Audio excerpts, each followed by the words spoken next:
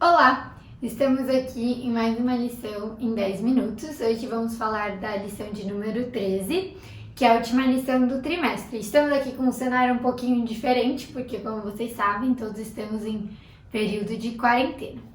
E hoje a lição número 13 tem como título Do pó às estrelas. E o verso áureo é: Os que forem sábios, pois resplandecerão como o fulgor do firmamento, e os que a muitos condizerem a justiça como as estrelas, sempre e eternamente. Essa semana estamos estudando o capítulo 12 de Daniel, que é o último capítulo do livro de Daniel. E aí a gente consegue ver toda a trajetória, se a gente pensar quando começou lá com Nabucodonosor, invadindo, pegando o povo cativo, levando o povo para Babilônia, e aí a gente tem um final engrandecedor, vamos dizer. Miguel, Jesus vem e liberta seu povo. Então a gente vai, nessa semana, estudar o final dessa narrativa, né? Como que acontece o final. Na lição de domingo, a gente vai falar um pouquinho sobre Miguel. Quem é Miguel? Já entendemos que Miguel é a figura de Jesus, que vem como anjo de batalha para vencer as batalhas. E aqui no verso 1, você pode ler, por favor? Nesse tempo se levantará Miguel, o grande príncipe, e o defensor dos filhos do teu povo, e haverá tempo de angústia, qual nunca houve, desde que houve nação até aquele tempo. Mas naquele tempo será salvo o teu povo, todo aquele que for achado inscrito no livro. Então a gente pode ver que Miguel vai se levantar aqui.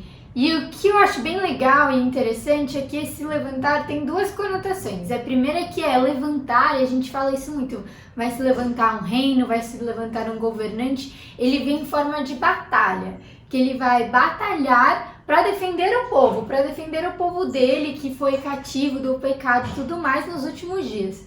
E também ele vai se levantar com uma autoridade, que é, pelo sangue dele, ele vai defender nós, os seres humanos, e os seres humanos que acreditam nele, ele vai ser autoridade intercedendo por nós dentro do santuário de Deus, pedindo que Deus nos absolva pelo seu sangue. Então é bem legal a gente ver que, além dele vir batalhar por nós nos últimos tempos contra o Satanás e seus anjos, ele também vem para defender a gente e dizer que pela sua graça, pelo seu sangue, estamos salvos, né? O que é bem legal. E aí, continuando um pouquinho no livro, no capítulo 12, a gente pode ver nesse mesmo versículo que você leu, fala os que estão inscritos no livro. Você pode falar um pouquinho pra gente do que quer dizer os inscritos no livro? É interessante que a primeira vez que a gente vê esse registro é quando Moisés está no monte, o povo de Israel pecou, e ele vai interceder pelo povo. E Moisés diz: se você, Senhor, se o Senhor não puder perdoar o povo, risca-me do teu livro. E a gente pensa, que livro é esse? Então, a ideia é que existe um registro de tudo que nós fazemos. E ali está registrado a nossa vida. Para alguns isso pode ser muito assustador, ter os seus registros todos lá. Também é uma forma de dizer que Deus sabe exatamente o que está acontecendo na nossa vida, os motivos, as razões das nossas ações, e nós temos esse nome inscrito no livro. E aqueles que têm o nome inscrito em Apocalipse também vai dizer uma referência ao livro. Aqueles que estão inscritos no livro da vida, esses serão os salvos. Então, nessa referência, a gente entende que esse registro está acontecendo. E na medida que Jesus vai interceder por nós, para que o nosso registro fique limpo, perdoado de tudo aquilo que a gente venha fazer de errado. Sim, muito legal. E continuando no capítulo 12, a gente pode ver Daniel 12, 2 e 3. Você pode ler, por favor? Muitos dos que dormem no pó da terra ressuscitarão, uns para a vida eterna e outros para a vergonha e horror eterno. Os que forem sábios, pois, resplandecerão como o fulgor do firmamento, e os que a muito conduzirem à justiça como as estrelas, sempre e eternamente. E aqui eu acho legal que primeiro faz a referência ao título da lição dessa semana, que é Do pó às estrelas. E aí eu vou falar um pouco sobre a morte e a ressurreição. Aqui em Daniel, um dos primeiros tem a primeira, não sei, a única menção sobre a ressurreição no Antigo Testamento. Isso é mais falado no Novo Testamento.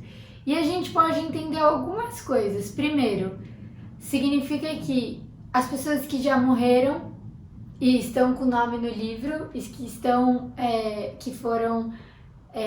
que Jesus com sua autoridade defendeu, elas pela sua graça, vão ter uma ressurreição. Então essa é a primeira coisa bem legal, que elas vão estar do pó, que era o pó, e vão virar estrelas e estarem juntos no céu. E eu acho que outro ponto bastante importante é pra gente entender que quando você morre, efetivamente, você é uma coisa só. Você tem alma, espírito, você, ser humano. Então não existe esse desprendimento de alma, de que a sua alma vai sair. Então a gente entende aqui também que você vai morrer e vai fazer essa menção ao pó, que foi como Deus criou o homem, ele criou do pó. Então são dois pontos muito interessantes. O primeiro de que quem já morreu e está com o nome no livro da vida vai se ressurgir e vai estar junto com Jesus. E o segundo é de que essa nossa vida pode terminar aqui e que vamos ficar descansando até Jesus voltar. E que não existe nenhum outro entendimento para que a nossa alma, que nosso corpo desprenda da nossa alma, que somos uma única coisa, né? E é interessante porque a gente, quando vai aos evangelhos, vê que essa era a concepção do povo judeu.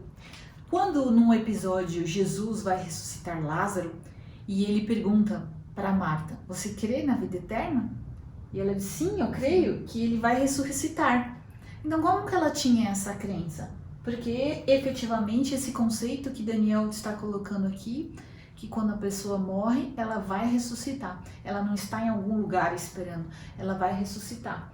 Então Sim. A gente vê que esse conceito fica muito claro no Novo Testamento. E aí Paulo e os outros apóstolos vão retomar essa questão da ressurreição também. Uns para a vergonha eterna e uns para a vida eterna. Então falando de dois grupos. Sim. Que ali um vai ressuscitar para viver eternamente e um vai ressuscitar para, infelizmente, sentir essa vergonha e a destruição eterna. Sim, com certeza.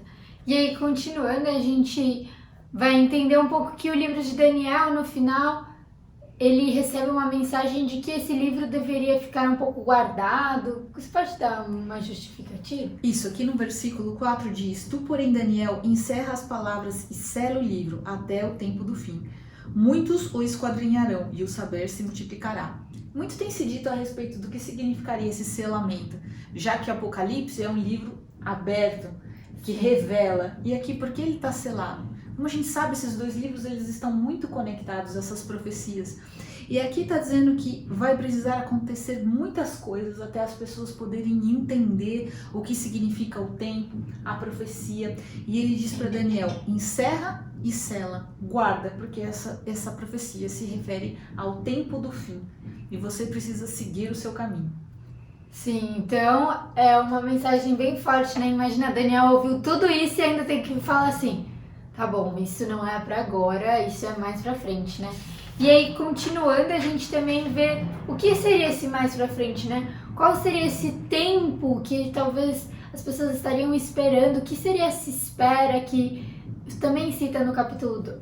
Então, no final aqui do capítulo 12, a partir do verso 9, no final do capítulo 12, a partir do verso 9, essas palavras que estão encerradas e seladas, ele diz o seguinte, nenhuma pessoa vai entender, mas os sábios vão entender. E aí ele vai dar mais uma profecia de tempo. Depois do tempo em que o sacrifício diário for tirado e posta a abominação desoladora, haverá ainda 1290 dias. Bem-aventurado o que espere e chega até 1335 dias. Mais uma vez, uma profecia de tempo futuro, onde o dia é relacionado com um ano, então uma profecia de longo tempo. E a gente sabe que pelas profecias esse tempo se cumpriu, parte desse tempo já se cumpriu em 1844, quando essa conta foi feita, e o que representava esse período, que é Jesus indo para a parte do Santíssimo na intercessão dos santos. Sim, muito legal. E a gente pode ver que nós devemos fazer nesse tempo de espera? O que Daniel fez naquele tempo de espera?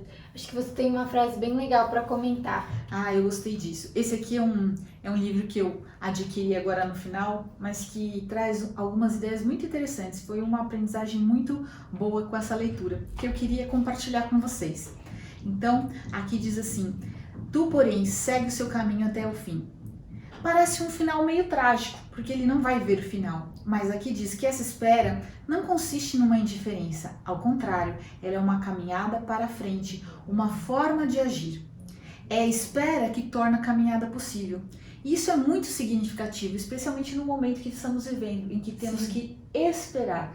E pode ser difícil esperar as coisas. E Daniel teve a mesma sensação. Eu não vou saber o final. Eu acho que isso combina muito com o que a gente está passando agora nesse momento. Que a gente precisa esperar e ao mesmo tempo seguir o nosso caminho, confiando que Deus está à frente de tudo.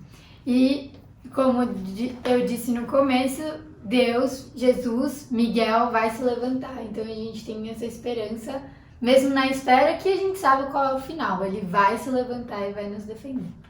É isso. Esperamos que você tenha gostado. Acompanhe nossas redes sociais para mais lições e conteúdo. Obrigada!